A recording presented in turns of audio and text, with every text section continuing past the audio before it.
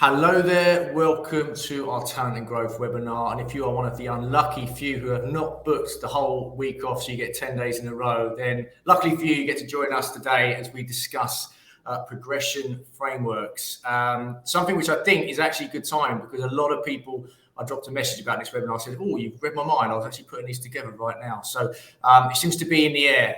So hopefully we can shed some light on this topic today. And absolutely, if you're tuning in on the webinar, but please do put any questions or comments on the LinkedIn comment box. I'll be sure to direct them or add them. If you're listening on catch up, then I'm afraid you can't ask anything because it's not live. So we'll go to some intros from our panel. Charlie, let's go to you. If you want to introducing yourself, who you are and what you do. Yeah, absolutely. Currently head of people and talent at Feastit. We're an event tech platform. We say with the Airbnb for events. So actually in the process of starting to launch a progression framework here within the next month or so, hopefully. Fantastic. Thank you very much. Tony, over to you. Hi there. I'm Tony. I've been in talent acquisition for over 20 years now. Currently head of talent at Trevitus, which is a startup AI company building conversational AI interfaces. Perfect. And last but not least, Luke, and I'll give you the brief kind of context that actually your blog post inspired this webinar. I read your blog post on progression frameworks from something you rolled out at Clio. And Clio, as we were talking about before we were on the air, is a business I look to, I know Charlie looks to as well, for inspiration. So Luke, please do give us a bit of an intro to who you are, what you do. Of course. So I'm Luke. I'm a talent lead at Clio. So I head up the tech talent team. So we're recruiting engineers and technologists into the business. Clio are a fintech scale-up that build an app to help people manage their finances using natural language processing to build an AI chatbot. So all of the big buzzwords at the moment. Yeah, absolutely. A few people are talking about AI right now, that's for sure, on chatbots. Cool. So, Luke, let's start with you. Let's kick off. So let's just talk about how we actually define a progression framework. What are the key components to make it up, and what does an effective one for businesses look like? Yeah, of course. I think a progression framework really is this kind of plan for individual growth. And the important things to remember is it's not too prescriptive. It's not a job description. It's not saying you do this activity, then this activity. It's really focusing in on skills and behaviors. I think we all kind of have startup scale-up experience. We know how much jobs can change over the course of a week, let alone a year. So therefore, I think by zooming out, focusing on actually what behaviors do you need to develop and skill up on. That's a really good kind of foundation for a solid progression framework. I think the other thing that's really important to have is a linear progression of that. I look at the framework that we have at Clio, even within, say, the talent team, and you take strategy and planning as a behavioural skill to develop, and there's a linear progression of those skills and behaviours as you step up through the ranks. So that might manifest itself in the sense of OKRs, and a junior person will have it in their progression framework that they need to be aware of the OKRs. Someone more mid-level might be they need to help the team hit the OKRs, and by the time you get to a leadership role, it's actually helping define the OKRs. So it's not introducing new skills, new behaviours, but it's actually building upon those skills and behaviours to allow people to understand where they are now, how they're delivering against expectations, and where they need to go to. So yeah, zoomed out and linear, I'd say the key components. Zoomed out and linear. Charlie, what do you think? Would you say yours are zoomed out and linear in terms of what you've put together? They are. I mean, ours are very kind of basic at this level, but the goal for us that is to combine with the values that you have as a business and the KPIs that you'd have as a business and the OKRs, it gives you a very full 360 perspective of every element of your role and how you should be kind of developing and performing as you progress within the business. So not too different. Charlie, how big a job has it been for you? I suppose from when you started it, did it turn into something much bigger that you didn't realise at the beginning, if that makes sense? Yeah, it's a big job. We have a lot of kind of departments within departments here, and a lot of kind of earlier stage managers who have never worked with a progression framework before, let alone develop their own one. So it can be quite a big job. I mean, fortunately, you don't have to reinvent the wheel. There's a lot of great companies like Clio, Webby, and other businesses who've kind of produced their own, and they're on online, and you can kind of have a look at what those are. And also we've used Radford as well as kind of a basic way to kind of format the different levels that we've used, which made things a little bit easier. Fantastic. Tony, anything to add on, I suppose, what this should look like, and what the components are? Well, I'd say it needs to be really simple. It needs to be visual. It needs to be something that people can look at and clearly understand what needs to happen next, where they have to go. So sometimes it can be a bit self-guiding for the employee. They don't necessarily need their manager to take them on the journey. And it needs to have very clear objectives and thresholds in it. So you can really understand what you need to do. And it's really objective. It's not one person's understanding of it. It's just really clear for every step what you need to do to progress. So when it's like that, yeah, it can work really well. Yeah, absolutely. I think that the clarity it brings, it should be straightforward. And I had my own experiences in a previous business working in recruitment agencies, whereby we put together a progression framework, and I inherited a business which was all over the place in terms of salaries, levels, and things like that. And by bringing a progression framework in, it really, really helped. And of course, in recruitment agencies, it's easy, right? If you build this, you get this. It's so straightforward, and it's a lot more complicated when you're looking across the business at different roles you three are looking at as well, and everyone else probably. But it just works so well, and it took about a year to transition people actually to it in terms of getting people on that, into the right banding and stuff. It was worth it. And as a manager, people stopped asking me for a pay rise because they knew exactly what they needed to do, because it was really, really clear for everyone from day one. Tony, have you got any examples of how implementing a progression framework has helped improve retention or attraction, or just, I suppose, a good story as to why this is so important? Yeah, sure. I mean, actually, the first one that I implemented was Red Cloud a few years ago. It was relatively new at the time. And what we had was a classic sort of rocket ship startup that was growing at 1 million miles an hour. We were hiring all over the place globally, and there was no real operational structure. It was just, product had to deliver. Everyone else had to support in whatever, way they could. And so you got to a stage with the startup where that sort of the honeymoon period was over, where everyone was like, yeah, chaos is great, we're growing, everything's cool. And then you got to the point where people started thinking, well, hang on a minute, actually, what comes next? Actually, where do I go with my career? What are the next steps? And so, yeah, we looked at this and implemented. We started with actually something slightly simpler, which we called a career ladder, which was very much mapping each individual team and the progression within actually each job function. And it was interesting because we could then see some non-linear movement as well, whether it was from, like, let's say, testing into product, or whether it was from engineering to architecture, or vice versa. And so that started opening up more possibilities for people. And then we layered in the career progression framework on top of that, so that you had a real sort of total coverage of what people wanted to know with their careers. We kept it deliberately simple, so that part of the reason was for people to understand it, but the main reason was because our managers were not that experienced either, and getting them to sit back and understand what someone needs to develop is really important, and not make it really subjective, about, well, have I seen this behavior, have I seen that behavior? So it worked really well in that sense, because the managers could literally pick it up, and we gave them sample questions. We automated some of it in terms of surveying before the meetings, and then just set out this framework that they could follow. The one surprising thing, I guess, that came out of that, I mean, yes, it helped internally massively. It helped with retention, absolutely. But actually it helped on the attraction side as well.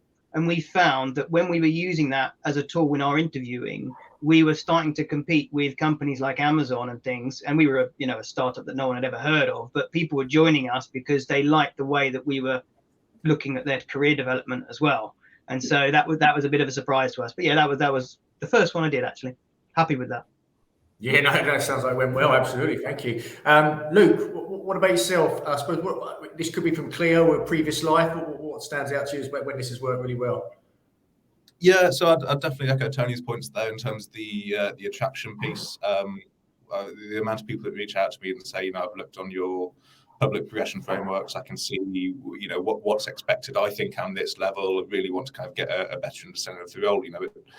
It allows people to be able to kind of plan their own careers in a bit more depth. And I think that kind of, especially right now when there's so many opportunities out there, there's so many different jobs, and people are naturally and rightly being a little bit more selfish with which companies they go to because they want a company that's going to invest in them. And therefore having that kind of framework in place is fantastic. And retention as well, it helps because people can understand what they need to do to grow and kind of why they may be denied promotions or why they get promotions. Definitely removes the subjectivity. I've seen it on the flip side too of where a company doesn't have a progression framework and the damage that can do. And I've worked in a company before where there was no actual framework. They relied on kind of years of experience as the only scale for growth and development, and people were being denied promotions because they weren't experienced enough. And it really led to quite a toxic culture of, well, there's no point trying anymore because I can't do it because of X, Y, and Z. So yeah, from both attraction, retention, and performance management perspective, it's been fantastic to be in an environment like Clio with this very clearly defined framework that's been used for quite a long time now. Yeah, absolutely. And Charlie, I suppose slightly different for yourself, but what was the driver for you doing this now? What impact do you envisage it having on the business? I think one of the biggest things, and actually echoing Tony and Luke's point, is there is a huge amount of subjectivity, whether you can help it or not, or unconscious bias, whatever you want to call it, with managers and helping everyone's individual development. And startups are very full of confident, outspoken self-starters. That's why a lot of people go, but that is not everybody. And people have often been perhaps more rewarded or more successful in any business that I've seen when there isn't a framework, at being able to push forward their own progression and their own, promotions. And then that can sometimes leave the people who are perhaps just a little bit more softly spoken or who aren't as confident, but are still as good at their jobs in the dark and in the cold and left behind. And that's not what I would ever want to cultivate. I want everyone to have a super fair, super consistent and super clear way of progressing. So that's a really, really big thing for us, was making sure that it is clear for everyone, that everyone is measured in the same way and we value the same competencies or skills, whatever else. So we saw, I would say, more people develop because there was something clear in front of them. And we're still only at that V1, but we've been able to see people still develop and actually be able to give better feedback to people who aren't progressing and developing as to why, rather than just kind of saying they're not ready. You can tie it really specifically to goals and things that they need to develop and then actually help them develop. That's been a really, really big thing for us. Perfect. And I think we've all kind of mentioned, or you've all kind of mentioned that there's, I suppose I'm positioning this webinar here as kind of the carrot as to what the great things that can happen if you do this. But actually, there's a stick here as well, because if you don't have these in place, you can easily fall into that trap of unconscious bias, people not feeling like it's an inclusive environment and losing trust people. So this is a great thing to have with benefits, but you need to have one as well. You really do. And Charlie, just staying with you, I suppose, for a second. What impact do you think it can have on that overall culture at Feast and anywhere who kind of implements this in terms of that trust? I think without it makes it very hard to kind of be more flexible with other things, because if you're leaving things so subjectively around performance, I mean, I guess you're lucky in some commercial teams or recruitment, there are very specific KPIs, a very clear indicator of performance or not. But not having any kind of structure, any level of performance can, as I said, mean some people really just be super confident and kind of forge stuff and other people not. I just think once you kind of have those in place, there's so much more that you can do. Something we haven't done as yet is we don't have kind of like flexible working patterns in terms of timings, because we haven't really been able to define exactly what performance looks like. So it felt like too much of the unknown. But once you've really developed and defined, this is what we expect, this is what good performance looks like, this is how things can work, we can then say, we don't really care how you get there. We don't mind how you get there, and we will help you get there however you can. And you can do that in your own time. But having that kind of really specific, quantifiable outcome is like lets you kind of be free in other areas, I think. Yeah, absolutely agree. And Luke, if we go back to Clio, what kind of what impact do progression frameworks have in that overall positive business culture you've got at Clio? And certainly the perception from the outside looking in is it's an open, transparent one, which is great for your business. So how does that play into it though? Yeah, so definitely very open, very transparent. I guess firstly, just to kind of follow on from Charlie's point, because we have this framework that kind of really defines inputs and outputs, that allows us to kind of have a very flexible environment in itself. We've got fairly flexible hours, flexible days on which when people come in, and the expectation is, as long as the work's being done, that's enough. And I do agree that I think we'd really struggle to do that without a framework actually defining what good looks like. The other way that I think it's really had a positive impact on the trust and transparency is by tying that framework to salary bands. So again, that's all public with Clio. You can go online and see exactly what a software engineer 3 will earn and what the expectations are. And, I think it's obviously we're all in talent, so I'm sure there's probably always that kind of big openness about talking about money and salary because it's part of the job, but not a lot of other people are. And I think by actually having a bit more of a positive discourse around salary and why someone at the top end of a banding is that because they're really demonstrating those skills and behaviors and ready to step up, it just allows people to, I think, have more trust in the process and kind of guards against that nuance and favoritism of, are they getting paid more because the boss likes them, or are they getting paid more because they're actually delivering against the framework? Yeah, 100% agree with that. And Tony, if we focus on I suppose, how can businesses use progression frameworks to promote diversity within the workforce and that inclusive culture, in your opinion? Yeah, well, the frameworks themselves need to be inclusive and need to be developed with the input of everybody. So it's no use just having one person or one manager putting together the thresholds and the objectives for those teams. You have to garner ideas from the team of how to put it together. There might be significant differences between different teams of how they do not just the reviews, but also the collecting of evidence and information as well. And so there needs to be that kind of flexibility built into it, really. And hopefully by getting people's different ideas, managers are getting better at being able to manage the sort of the progression frameworks as well, because it's very difficult for them sometimes as well if they're just relying on their own experience, they're probably relying on some quite biased and out of date experience. So it's good to help them to understand what needs to happen and how to sort of evaluate things fairly. And Tony, do you think that each business can frameworks be tailored? Do they have to be tailored to the business, to a company and an industry, or are there universal elements that should be included in every framework you can just roll out company to company? Yeah, definitely. So I think you've got to start from a very uniform base that covers the whole organization. Now, whether that's, let's say, the leveling. So the levels are something that really need to go right across the business. So typically if it's like junior, mid, senior, team lead, manager, director, for example, and each different team can have different job titles. They can. Or they can have sort of, different levels within that as well. They can have sort of, let's say, team lead 1.0 or team lead 1.2. You can do that, but as long as it all aligns in the background, and so in HR, for instance, where they're sort of managing it, and then it shows you've got fairness across the organization. You've got the same amount of effort that is needed in one department to another department to progress to a certain level, and again, as long as it's then layered on with very, very objective, fair thresholds that they've got to meet, then it should work however each department want to do it, because it will definitely be different in marketing and engineering, for instance. And Charlie, do you feel, having just done this, if you move to another company tomorrow, would you be able to take this blueprint and just roll it out, or would you be starting from scratch to think based on the business? The basics, I think, pretty much the building blocks of any progression framework. So that the kind of version that I've always used to use the basis of stuff is Radford leveling, which I think is what most people kind of use.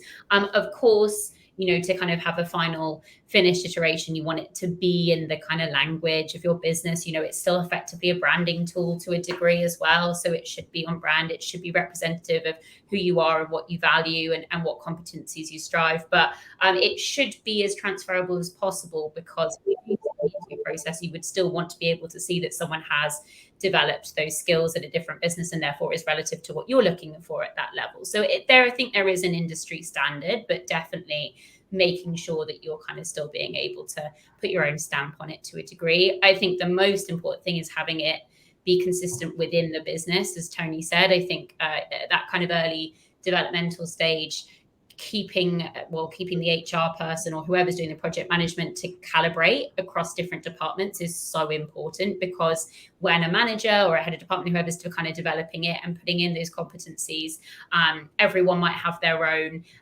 perspective of what a manager is expected at what a different level it is. So making sure that as that person, as you're kind of looking at that rollout, that manager is, or as Tony said, the level, if it's level 3, is the same and has a very similar expectation across the business. That's kind of the key bit for me. And what stands out to you is, for having done it just recently, what was the biggest obstacle to putting these together? Because I think sometimes people just don't know where to start. It can feel like if people haven't managed this process before and they are, a head of department kind of being told, off you go, can you put this together? It can seem like a mammoth piece of work, but it actually really isn't, because it's all the stuff that person will have done and will have kind of owned all of those skills throughout the course of their career. So honestly, creating a framework or the framework is really, really useful, and kind of really project managing it and being very kind of supporting throughout the process as that objective guide and just simplifying things. It is so much better to release something with just, perhaps a few 3-4 core kind of skills or competencies with just a little one-liner, and be able to grow and develop off that, rather than try and kind of create this fully fledged 10 levels kind of multi-dimensional thing, off the bat. It should grow with your business, and that's really important. Yeah, absolutely makes sense. Luke, what do you think are some of the common challenges organisations face with this? So I think one of the key challenges that I think is kind of touched upon by kind of Charlie and Tony is having that kind of standardisation across the business. I think largely that gets tied to values and what the company's values are, and actually seeing those as a point of progression as well as skills. I think also, I get that it can feel like a very daunting task, and people end up putting it off or being overly prescriptive. And a colleague of mine and myself a few weeks ago were writing a new framework for sources within our team, and we did kind of have to start to balance, what our expectations are, how to be kind of aspirational, but also what are these people doing now, and kind of, and that's why I think it does need to be zoomed out a little bit, because you understand that expectations change, job roles change, etc. So I say, the challenge to again echo Charlie's point is just getting started. And I think as soon as you start building something, you should kind of follow through quite naturally. But again, we have these sources, and we decide to write a framework that goes from where what one of them is to the other, and the next step. We don't need to go all the way up to head of sourcing, because it's not a position that we need right now, or we have anyone about to move into. Keeping it simple, but just getting started is the important thing. You can't edit a blank page, as they say. Tony, anything else to add just on the obstacles or challenges which maybe you've seen or experienced yourself? A couple of quick things. One is, if you've got a scale, too overcomplicated, sort of one size fits all, no good, doesn't fit anyone. And on the other end of the scale, you've got overcomplicated, complex jargon in the language, and no one really understands what the person that wrote it was getting at, apart from the person that wrote it. And even then, they take some time to actually think, what were they thinking? So it's got to be, somewhere in the middle that matches your organization and matches your team. Each team's different. And then the second thing is the follow-up and the logistics of actually getting it done. because if you don't, actually schedule the meetings, set the cadence, I don't want to say make the managers have the meetings, but actually, facilitate those meetings, then you let it slide. And then if you're not having these conversations at the right times, then you're missing out on actually using the progression framework. So it's, but you can do some automation there, or you could get it into the regular schedule of whatever kind of reviews you do.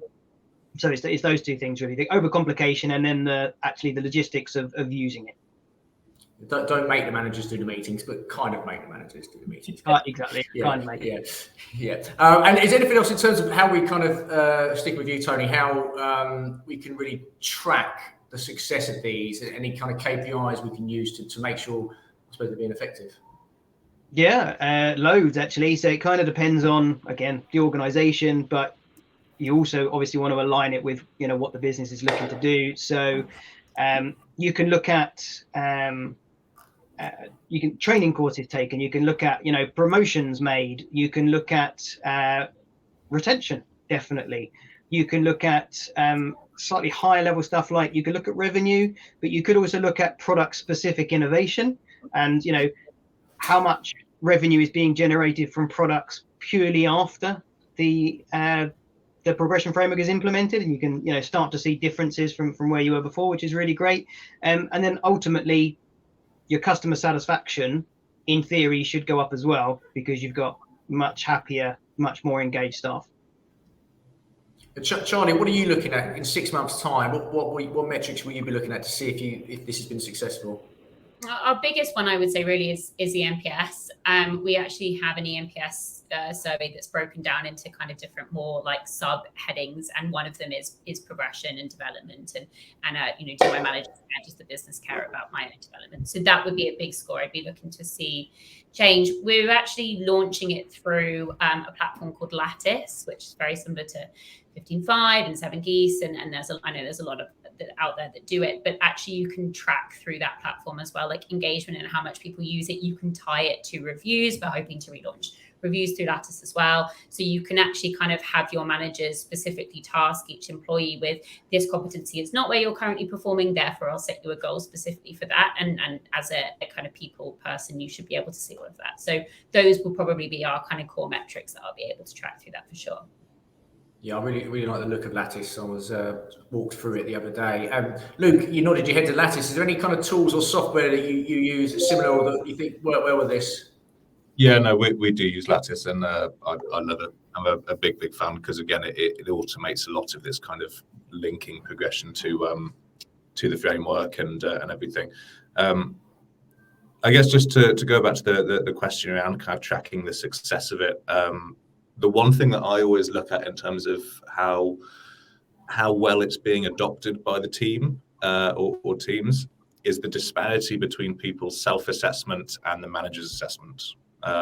Because again, without a progression framework and being in businesses where they've not had one, there's normally quite a big disparity. Someone might think I'm high performing, I'm a level 5 out of 5 or 10 out of 10, or whatever kind of metric you want to use, and the manager might think something very, very different, and then it falls down to a lot of this very subjective, very nuanced kind of understanding of what good looks like. But I found, especially at Clio, where it's so defined with what progression looks like, there's seldom any disparity between the scores and ratings that I give my team and what they give themselves, because we're working off the same hymn sheets in effect. So again, I think that's kind of testament to the success of the framework. Yeah, absolutely. If anyone from Lattice is watching, please make the check out to Paul Church. That'd be great. Luke, in terms of that collaboration piece, I think TA people, whatever you want to call it, HR, need to collaborate. Are the managers involved in this at the beginning of the process, or is it something people or talent should be owning and taking it to them? What's the way to make this work, do you think? Yeah, so I think fundamentally the process should be owned by kind of HR or L&D if a company's fortunate enough to kind of have that as a function in its own right. I do think, the individual heads of department, managers, etc., need to be very, very involved, as they're the subject matter experts. They know what the people do on a day-to-day. But HR and kind of L&D having that overarching influence to define the common themes and trends within the framework across the business, and obviously how the values are tied in. talent, I think, definitely plays a part, not necessarily in the creation of the framework, but in the monitoring and the updating of it. Talent professionals are very much close to the pulse of the market. They understand how skills change on a regular basis, and I think they need to be feeding back to HR to say, hey, in the framework you've got this skill, but I know that no one's doing that anymore. People are doing it this way. Let's have a think about updating it. So definitely a team effort to keep it up to date. With that, Charlie, what did the collab? Obviously, you are talent, people, and HR in Feasted. So, what did that collaboration piece look like for you, and who were you collaborating with? Me, myself, and I. I do kind of work cross departmentally, and I think the biggest thing for me as well in like my current role being so broad is I am simply building the frameworks for managers to then leverage, and therefore need as much input from them. Do I know what a marketing manager and also an engineering manager and also a design manager are doing when they are kind of level 3, 5 years in? No, I will not have the expertise on that. So I have to kind of, effectively project manage the kind of development of it. So I work very closely with each of those departmental experts to kind of get the competencies and skill levels in. But then it's my kind of role to, as I say, kind of make sure that I'm calibrating them, keeping people kind of on track, trying to simplify things as possible and be the guidance of how that works rather than what the content is. With you. And we've got a question through, and I'll direct this to you first of all, Charlie. Actually, it's from Geraldine Butler-Wright. Hi, Geraldine. Thank you for joining us. If you were to do this framework again, knowing what you know now, what would you do differently?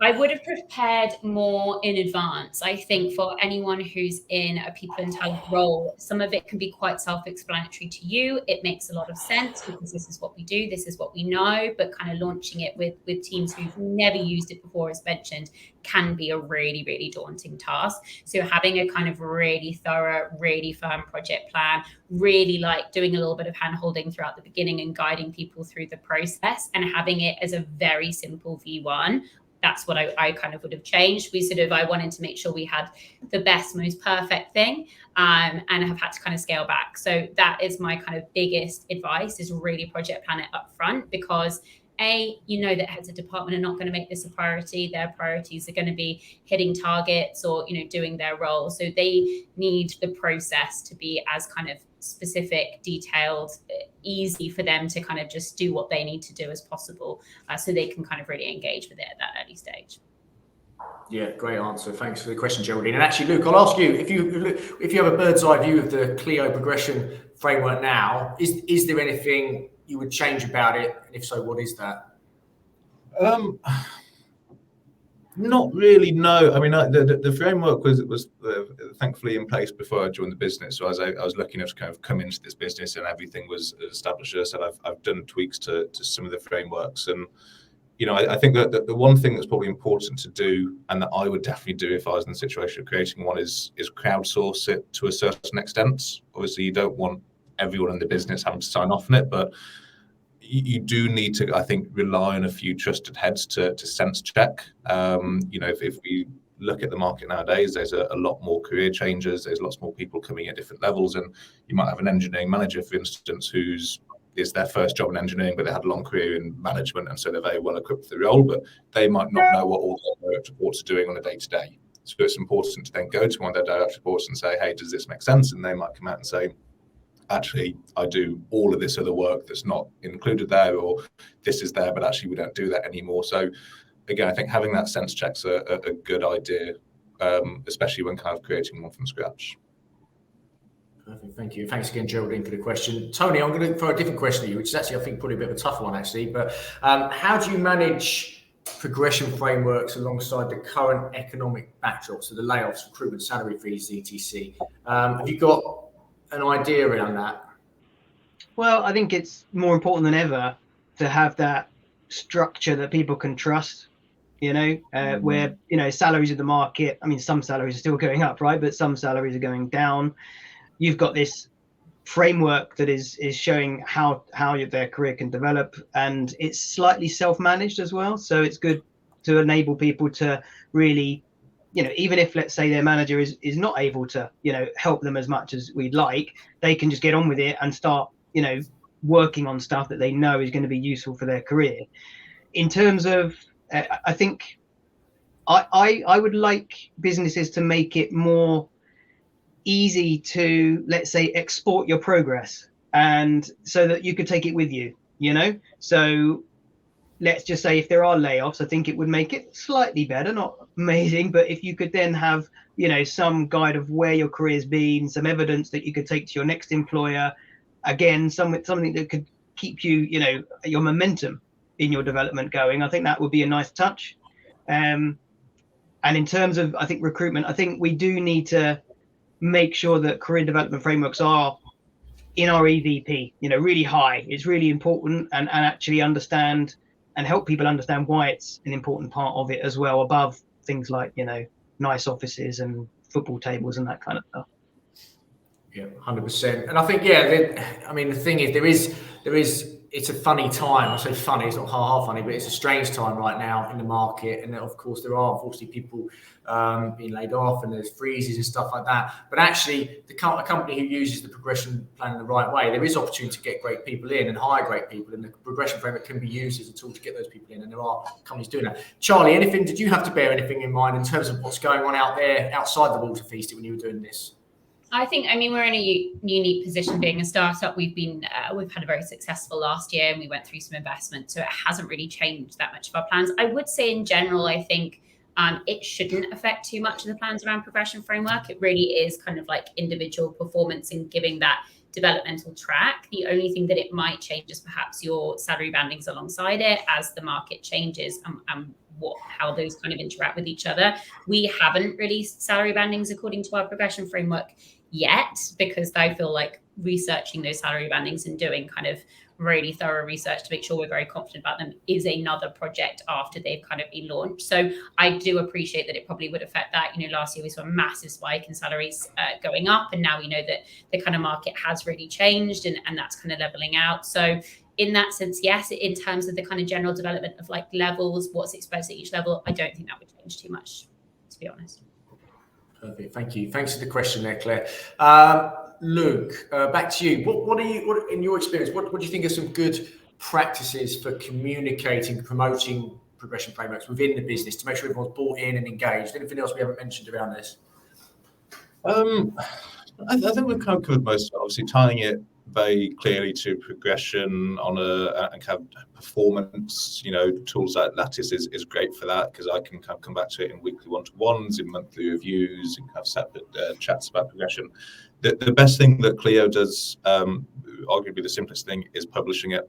I think just for people being aware of not only what they need to do, but what people at other levels are doing, I think is a fantastic move, and I've not seen any downside. So doing that, I'd highly recommend to, I guess, anyone else thinking about kind of building out a progression framework is get it live, get it out there for the world to see.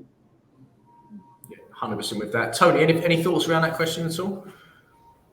Well, I think it's really a good idea to be very open and visual with it, and encourage loads of internal mobility as well, because it's that added benefit that you get from it. Because it's one thing going out and hiring new talent that have some experience, but what they don't have experience of your organization, products, the domain, especially if you're in a startup, you're by definition doing something completely new. So actually the learning level of your organization and your staff is really key to retain. And so if you can play on that, there's a really good ROI with the progression frameworks. Yeah, I agree. And I think it's about, just like most things, it's about taking your people on that journey, isn't it? And just like putting yourself out and saying, this is what we're trying to do. We might not get it right, but we're going to give it a go, and showing that you're doing it for the right reasons. I think it can go a long way. I suppose a follow-up to the question around the economic climate that Claire asked, actually. But what can companies do, Tony, I'll stay with you on this, to adapt and evolve in terms of accommodating changes in the business environment or workforce needs? What steps should they take to keep their frameworks relevant and effective over time? Obviously, time moves really quickly these days. Yeah, I think they definitely have to look at what jobs no longer exist in the business, what jobs, where things are going, especially on the engineering side. Things change, fairly frequently, and to make sure that sort of the linear and the non-linear progression is evident in all positions. So yeah, if there is something new that comes into the business, to make sure that it's put into the framework straight away. I think the other side of it is the sort of the feedback loop as well. If you can't expect something new at this scale to be implemented and to work straight away, you can't expect it to be adopted by everyone straight away.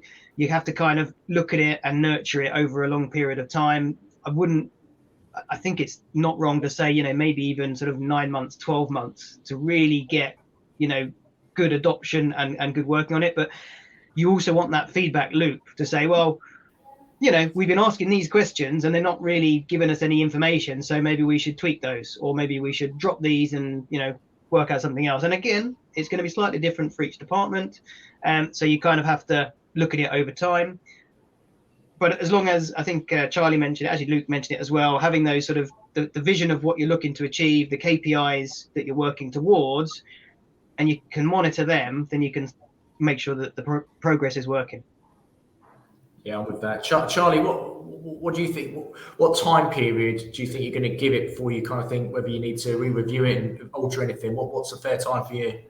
I mean, to be honest, I think it will be a constant work in progress. I would probably even monitor it to begin with from launch at least monthly, and make sure that there is just a constant feedback loop, because as it gets launched, it's going to be the first time we've had a tool like this. And I think it will be thrilling for some people to kind of finally be able to feel like they have some clarity about what they're doing. And I think it might make some other people uncomfortable, people who've maybe been kind of, in any business flying under the radar a little bit. When there become some really specific measures, it can be a bit of an uncomfortable transition, and being able to lean on the managers to really be able to feedback to help those people grow and develop is super important. Moving on from that, I think the reviews and being able to leverage them in reviews and people's own progression is such a good indicator of how they're getting used, both, as Luke said, like a self-review, and also the manager's review. They should be being a tool that's leveraged, and the more subjectivity you see creep in there, and the less that it's tied to, competencies or values, I think that's when it's not quite working, and you maybe kind of need to re-engage a little bit. Perfect. Thank you, Charlie. And Luke, finally from you, anything to add just in terms of that evolution of these? I guess, yeah, I agree with all the points. It's something that's never quite perfect. It's not a silver bullet to kind of fix performance management, and it does need to be reassessed constantly. I think you get a really good, clear understanding of its effectiveness when you get to your kind of promotion or review cycle, however often a company does it. Most companies will calibrate and have a certain percentage they expect to be promoted, a certain percentage of underperformers, etc. Once you've got a framework, you're a lot more objective about that scoring system. And what you want to look at is, does that actually relate to what you're expecting? Is it way off? Is no one getting promoted, and therefore is the framework too harsh? Or is everyone getting promoted against a framework? Then again, you can make some big kind of changes off the back of that. But yeah, a bit of kind of constant change, but there are definitely points where you get a good influx of relevant data. Fantastic. Well, look, thank you everybody for that. So I think we've just about covered progression framework. So thank you to our speakers for being a part of this on a busy Tuesday morning of a 4-day week. So thank you for that. Thank you for viewing on the webinar today. If you're catching up on the podcast, thank you as well. Please do follow the Anemo group on LinkedIn to stay up to date with our live events. Next week, Luke will be back actually, along with a couple of other speakers. We'll be talking about how to write great job adverts, one of my favorite topics, because I see so many bad adverts out there, and we're going to talk through how to put together a good one. Clio, again, somebody I do steal ideas from, so good to have Luke back on for that. But speakers, thank you so much for this for today and this week's webinar, and I'll see you all next time. Thank you. Hey, everybody. Bye-bye.